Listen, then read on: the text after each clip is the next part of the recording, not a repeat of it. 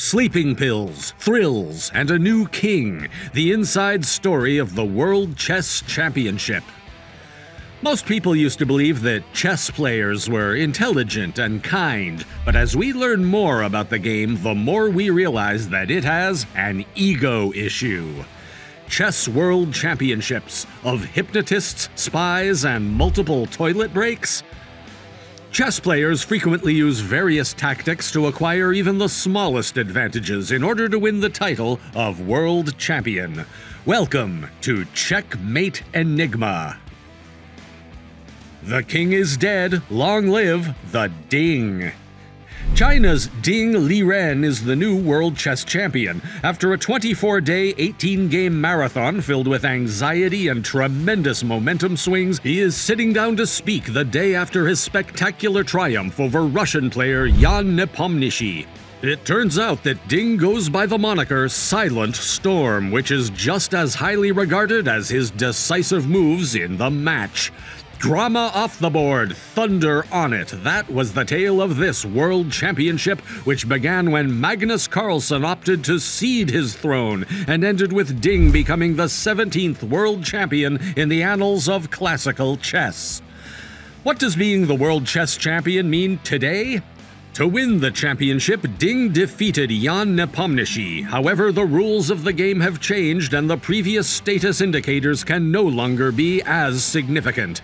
In Astana, Kazakhstan, the World Chess Championship got underway with a flutter of uncertainty which seemed appropriate. A white pawn that Nepomniachtchi had pushed into the middle of the board caught Ding's attention as he sat at the table. Despite Nepomniachtchi's customary initial move, Ding continued to pause. After managing a shaky draw in the first of 14 games, he would later claim that his mind was diverted. "I'm struggling with my feelings and my emotions," he admitted. In November 2021, Magnus Carlsen was questioned by a fan about sharing his birthday cake with Ian Nepomniachtchi at a press conference while the two were engaged in a battle for the World Chess Championship. Both sides of the room grinned in response to the question. What? A cake story? With the history of World Championship matches, I don't think you would accept any piece of food from the opposing team, ever, the Norwegian said. Carlsen, who ultimately won the competition, will not be defending his title at this year's World Championship. Carlsen's jokey remark, though, was an accurate reflection of the undercurrent that permeates every match in the Global Chess Championship. The drama of the most renowned chess tournament goes well beyond the 64 squares, and the strategies employed can even eclipse the Cold War spies' espionage techniques. Just ask Viswanathan Anand, who has competed in numerous World Championship matches against players like Vasilin Topalov, Anatoly Karpov, Boris Gelfand, Vladimir Kramnik, and Carlsen himself. Anand experienced his fair share of psychological ploys to intimidate him in World Championship matches over the years as both a contender and a champion.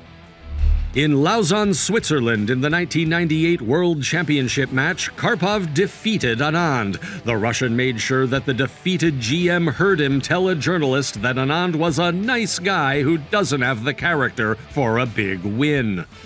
Later, when Anand and Topalov squared off in Sofia in 2010, the Bulgarian initially refused to speak to Anand at all during the contest. His manager occasionally pretended to be on the phone in front of the stage during games to give the impression that someone was passing him messages. That might not have been the case, but a supercomputer was actually working in his favor. Little did Topalov know that Anand was receiving assistance from former opponents Kramnik and Kasparov in his preparations, and that Future for Carlsen had sparred with him a few times in the lead-up, demonstrating the reality that chess players rarely have lasting friendships or rivalries. The fact that Anand's team had hired an undercover security agent to make sure that Topalov wasn't abusing his home advantage and installing bugs in the Indians' hotel room brought to light the air of paranoia that permeates players at the height of the World Chess Championship. Forfeits and proxy Cold War. Forfeited games?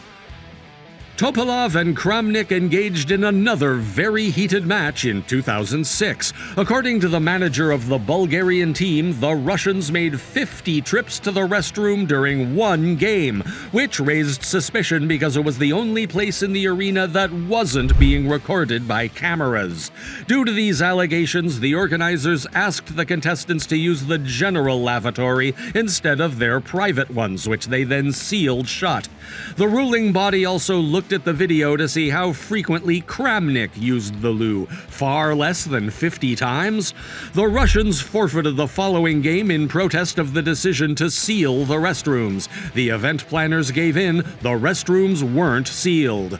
The match between Kramnik and Topalov in 2006 wasn't the first forfeited game in the World Chess Championship. That distinction belonged to American Bobby Fischer, who in 1972 met Soviet Union President Boris Spassky in Reykjavik in a meeting that served as a metaphor for the Cold War that was then engulfing the rest of the world. Fischer decided to remain in his hotel room for Game 2 after being upset by the film and TV equipment in his room for Game 1, which he lost. The farce that took place that day was perfectly captured in an almost humorous piece in the New York Times. Spassky sat before the chessboard for about 5 minutes, looking uncomfortable, and then fled the stage. The about 1,000 attendees, I spent an hour staring with a kind of entranced curiosity at the 2 vacant chairs. There was no conversation. Complete silence? Yes. Before we move on, hit that subscribe button. Due to the intense political interest in the match, Fischer was persuaded to play Game 3 by Henry Kissinger, the U.S. Secretary of State at the time, while Spassky was told to return home by the Soviet Chess Federation, a request he disregarded. The third match took place in a segregated area. The American, who was down 2-0 but had a little psychological edge because his demands had been satisfied, duly prevailed. In the 21st game of the competition, he eventually ousted Spassky. But all of that is forgotten when you consider the match between Russians Viktor Korchnoi and Anatoly Karpov in 1978. The former was a Soviet defector who was so despised by the USSR that Soviet media who covered the game referred to him simply as the opponent instead of by his given name. The Soviet Union's blue-eyed boy Karpov declined to shake hands with the defector because of his criticism of the country. The Patriots hired a hypnotist whom he placed in the first row of the stadium during games. In response, the dissident wore sunglasses with mirrors on them. A global chess championship often has a lot of drama and intrigue before the participants ever sit across the board for Game 1. The participants go to considerable effort to gain any advantage over their rival, whether it be material or psychological. This is evident in the months they spent huddling in houses with their seconds in intense preparation for the event itself.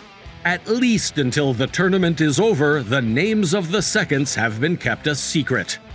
According to Sergei Karjakin's manager, Kirill Zangalis, the Russian general manager spent more than $1 million on preparation for the 2016 World Championship match.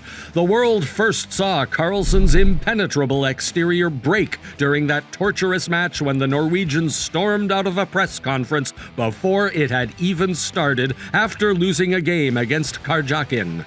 As Fischer once remarked, chess is a war over the board. The object is to crush the opponent's mind. In this war, there is no room for birthday cakes. What do you think about the drama in this chess world? Let us know in the comments section below. Checkmate that subscribe button. Check out other videos on this channel as well.